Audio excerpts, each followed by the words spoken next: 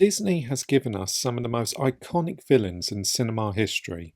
From the Evil Queen to Maleficent to Scar, we have had many to grace the screen and give us nightmares.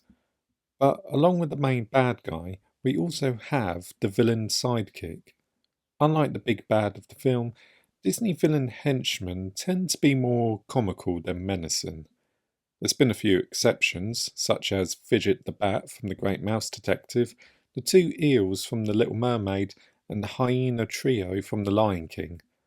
But they balance out the threat level with comedy, and most of the time, the lackey gets abused by their boss. This is most likely done to remind the audience who the real and more powerful villain of the story is.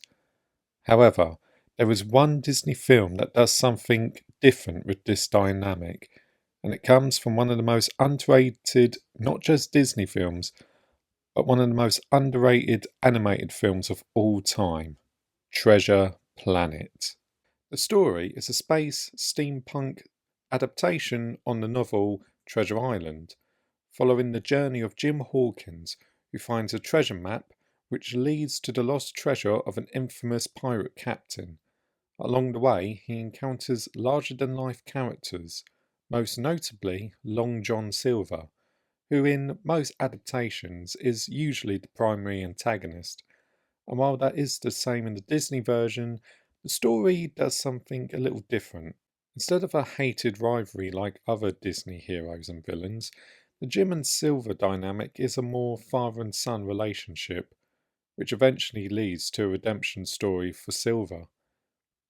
But if Silver turns good, who can provide the hero with a challenge? Who can give the story that villainous take that's associated with most pirate films? Please welcome the focus character of this video, Scroop. Now, in the grand scope of the story, Scroop is a minor character. In fact, some retellings cut him out completely. And yes, he is just a henchman and doesn't become anything else. Just an obstacle for the hero to overcome.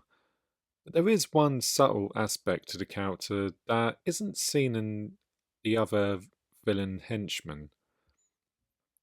But first, what does he do in the story? We first see him trying to start a fight with Jim Hawkins, only to be saved by Silver.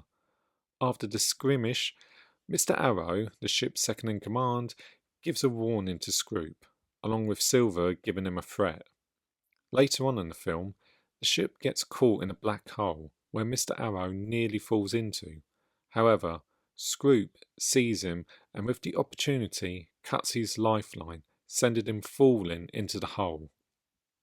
This one act alone makes Scroop a more credible threat than Silver, as Silver and Jim were starting to bond by this point. But it makes him one of the few Disney villains and only henchman to ever kill someone on screen. And he wasn't following any orders. He wasn't forced to do it. He did it simply because he could do it. And after making it look like it was Jim who was responsible, he gets away with it. His next major scene is before the mutiny happens, where he actually starts challenging Silver's authority. Knowing of his growing liking for Jim, Scroop starts using this against him. While it's never confirmed in the film, this scene does imply that Scroop wants to take over the crew and take the treasure for himself. Again, doing something that no other Disney henchman has done, trying to take down the big bad for their own purposes. His last part played in the film comes near the climax. After Treasure Planet itself is found, the map is still stuck on the ship. It's a long story, just watch the film. Jim arrives on the ship to get it and encounters Scroop.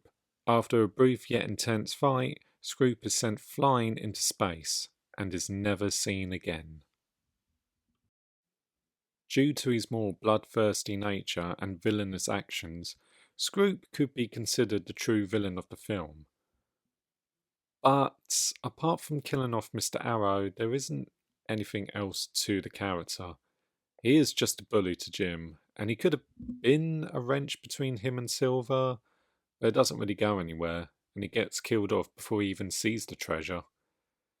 In the original novel, there is a character called Israel Hands who gets into a fight with Jim on the ship, only to get killed off. So he was just following the character he was based on. But it is unfortunate that we get slight build up with him that didn't really go anywhere. But while Scroop's screen time is short, he does leave an impression and will be a memorable part of this underrated gem of a film that rightfully deserves a live action remake. Seriously, Disney, the concept is right there. Just make a live action remake. It, it will be a hit. I guarantee you it would be a hit.